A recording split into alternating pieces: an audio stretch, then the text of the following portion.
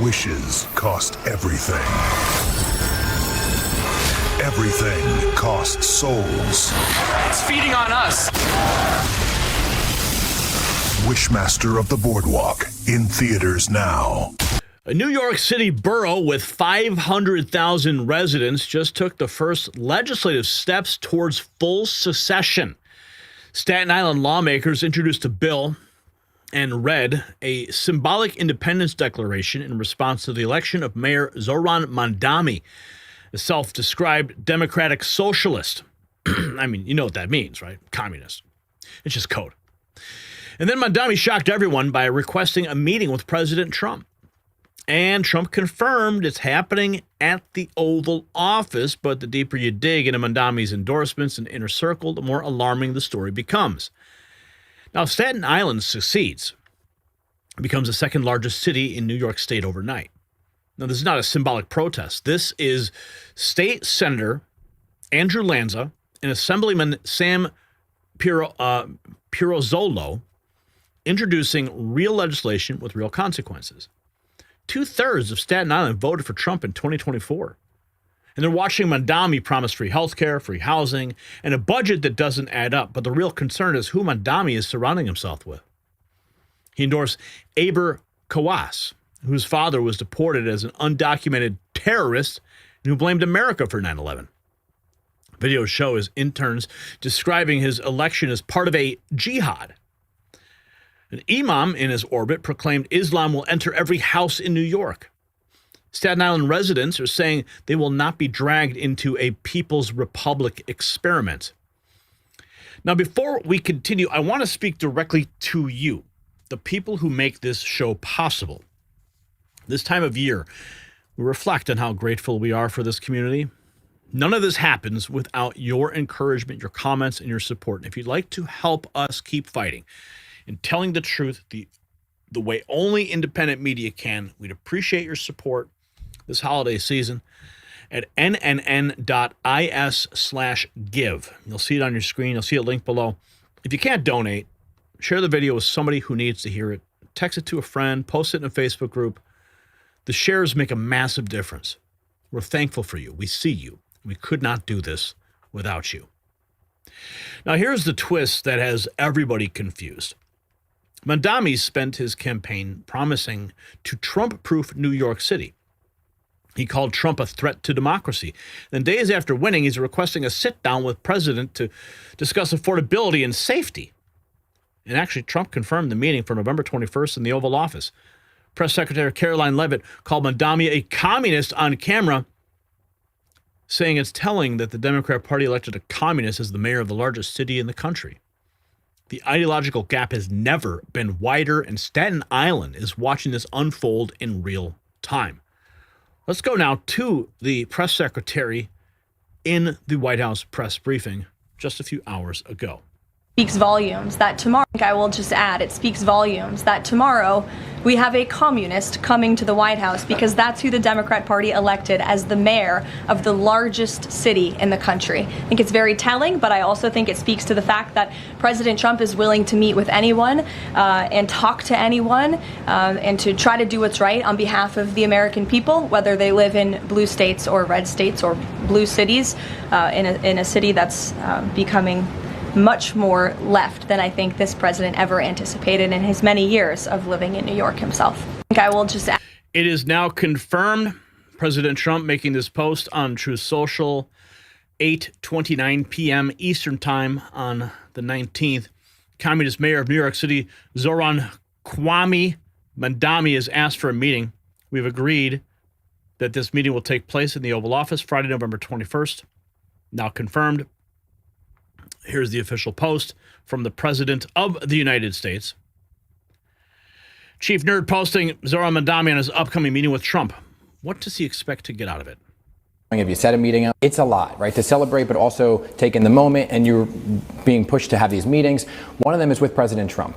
I know you've said that you would like to meet with President Trump. How are those conversations going? Have you set a meeting up? So we've reached out to set that meeting up. I don't have any more information on the dates or the time of it as yet, but I will be sure to share that as we do. And we reached out because we want to make the case for New Yorkers and the fact that I'm looking to represent each one of those New Yorkers. And frankly, their ability to afford this city, to be safe in this city, a lot of it has to do with how the federal government approaches this city. Mm-hmm. It's a lot, right? And Trump has already said he's going to pull funding. Wait, what? Let's check out my friend J.R. Majewski. Check this out. Isn't really left is trying to keep this shit a secret, but Zohran Mamdani has made a request to the White House to meet with President Trump to talk. Now, what he wants to talk about isn't really being released, but it sounds like he's concerned that Trump is going to unleash ICE and Department of Homeland Security into New York, which would probably hurt Mamdani and his plans for some of the things that he wants to do. Now, if you recall, Mamdani made almost the entirety of his campaign against Donald Trump. Rather than going after his opponents, he went after the president, which seems to be atypical of Democrats who want to achieve office. They, show their TDS on full display. But yeah, Mamdani, the commie, is wanting to meet the boss. Look, if they can work something out, good. Honestly, good. But at his core, he's an evil communist, and Trump knows that. So we'll see. Left. Oh, it's going to be interesting when that meeting unfolds. Mamdani endorses activist-linked care, raising security concerns. Liberty One News, New York City Mayor-elect Zohran Mamdani has quietly put his weight behind Aber Kawas, a Palestinian-American activist who's passed comments on 9/11 and ties to influential individuals. And here we have this on Staten Island. Dorian Linder writes, good for Staten Island. All 5 boroughs, Staten Island would be the one Mamdani will tax. I hope they do succeed. Liberals that, Staten Island just told Mamdani he could go F himself. Staten Island, out of the 5 boroughs of New York City, you have Manhattan, you have Brooklyn, you have the Bronx, you have Queens, and you have Staten Island. Staten Island is basically the only one that's considered conservative, Republican. The rest of them are clearly Democrat liberals that went out and voted for the Democrat socialist Mamdani to win the mayoral election, which is batshit, right? Obviously. But Staten Island, now that Mamdani has won, Staten Island's like, bro, listen, we're going to basically secede. They want to pull out of New York City altogether and be their own little thing. And it's a genius move. It tells everybody exactly how they feel politically, right? But it also shows that the people in charge in Staten Island care about the people of Staten Island, because when Mamdani is able to take office on January 1st, and if he's able to convince, Governor Hochul, whatever the crap Kathy's name is, to embark upon this, destroy New York City theme that he ran his entire campaign on, basically taxing the shit out of the rich, and then, in essence, forcing the rich to leave so that now the middle class will then get taxed so that they can then pay for the poor. But then the middle class is like, F this, and then they leave, and all you have left is the poor. Anyway, Staten Island's like, listen, we don't want our people leaving. We want the people to stay here, whether they're making $1 billion a year or $500 a year. We want them to be able to stay here in their homes where they've lived, where they love, and not have to worry about this socialist Muslim batshit dude coming through and destroying everything they've worked for just to give it away to people who don't deserve it, right? At the end of the day, that's what it all comes down to. So Staten Island's like, listen, we're going to find a way to pull out of New York City. Fingers crossed that it works for them. Normally, I'm not part of the whole, we should secede from things like when Texas wanted to secede, which is a hard word, from the United States. California talked about it for a while. Florida probably floated the idea for a second. It doesn't really give you the warm and fuzzies for your country when people are like, deuces, bro, right? But it does give me warm and fuzzies when Staten Islanders are like, we're not going to sit by and let this man ruin our lives. I love Staten Island. Getting ready, folks. Zohran, what's this? Zohran Ma'am Scummy getting a warm welcome in Staten Island. Zohran Mamdani getting booed out of Staten Island. Go home, they say. It's the communist. Sorry, I want something to eat. I would like something to eat.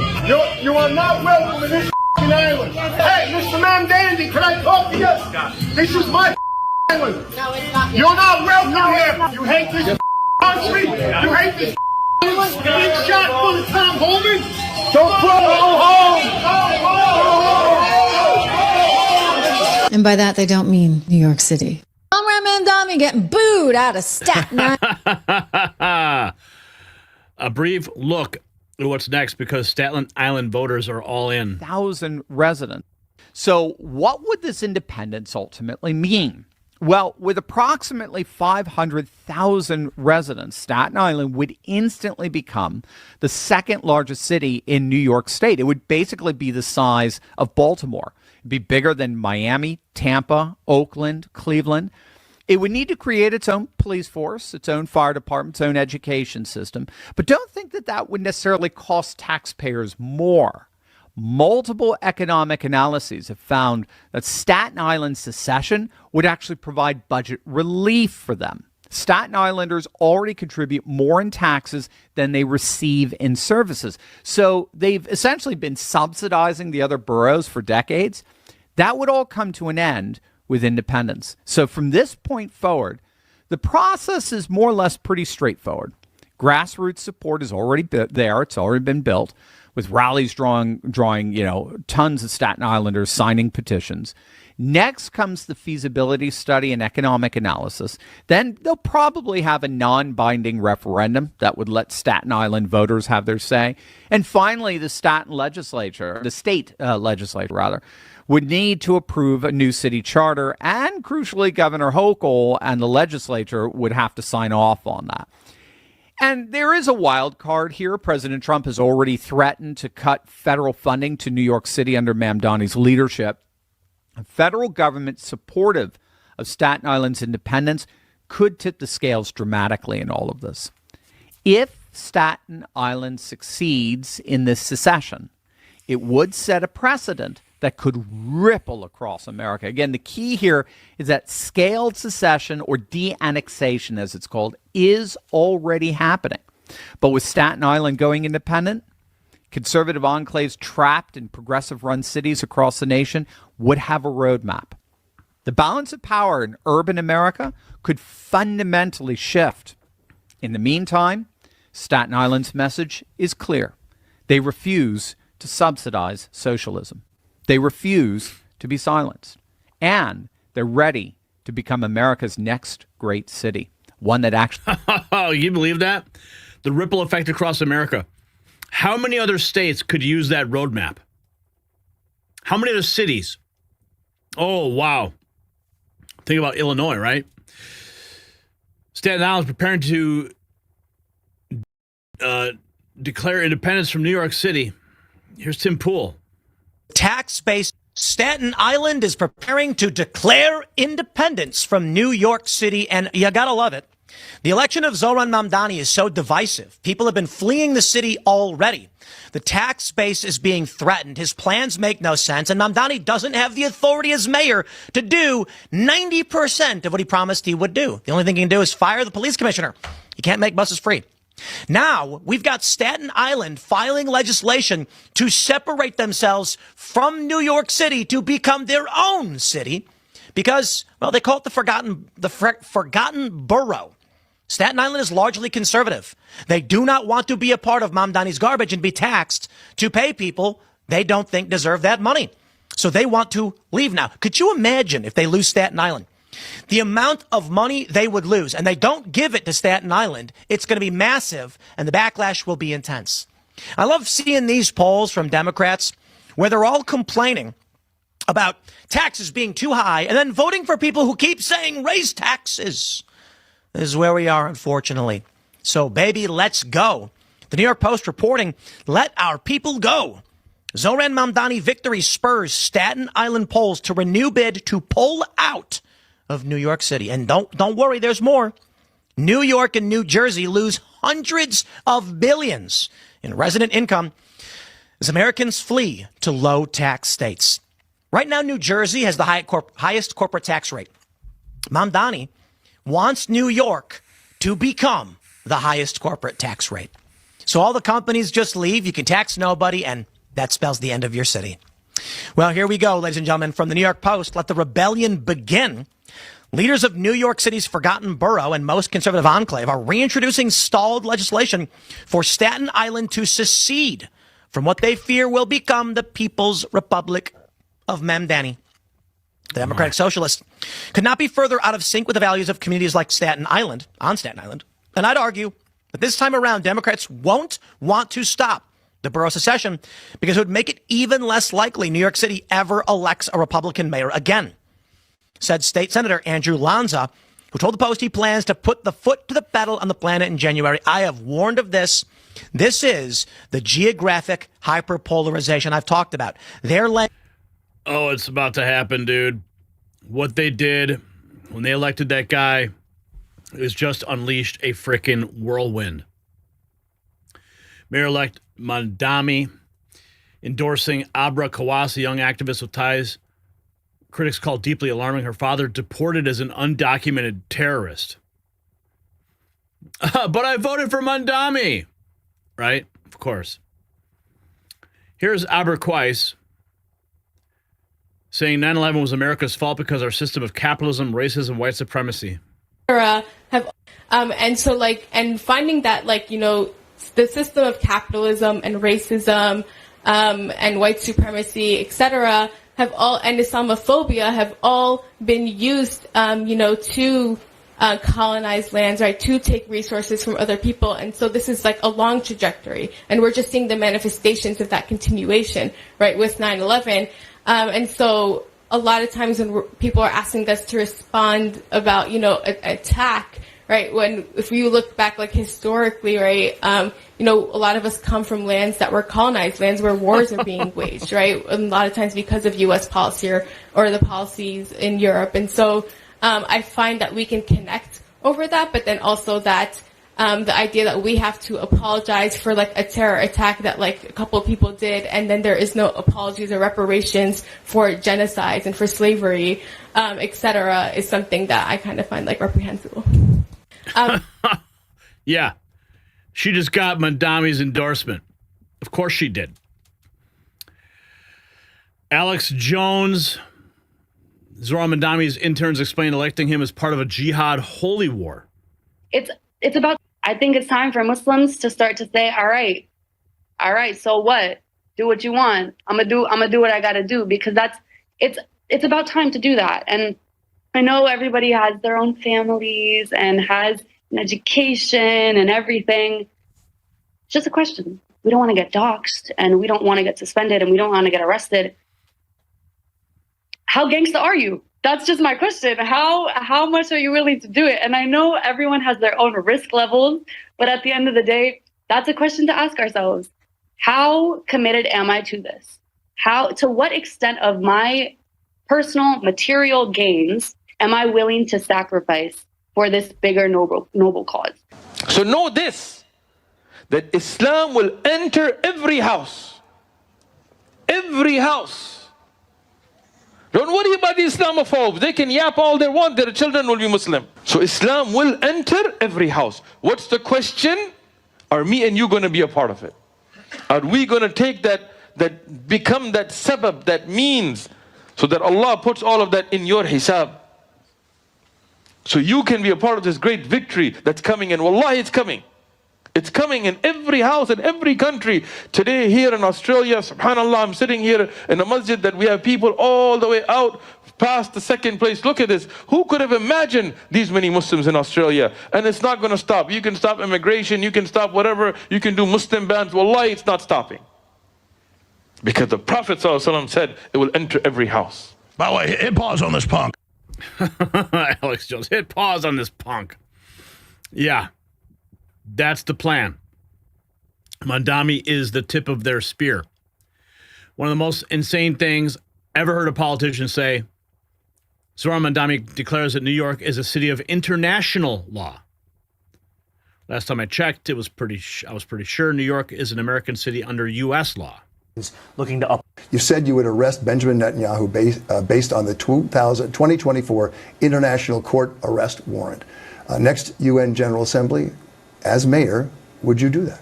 So I've said time and again that I believe this is a city of international law, and being a city of international law means looking to uphold international law, and that means upholding the warrants from the International Criminal Court, whether they're for Benjamin Netanyahu or Vladimir Putin. I think that that's critically important to showcase our values, and unlike Donald Trump, I'm someone who looks to exist within the confines of the laws that we have. So I will look to exhaust every legal possibility, not to create my own laws to do so. On the other hand, this is also a world event.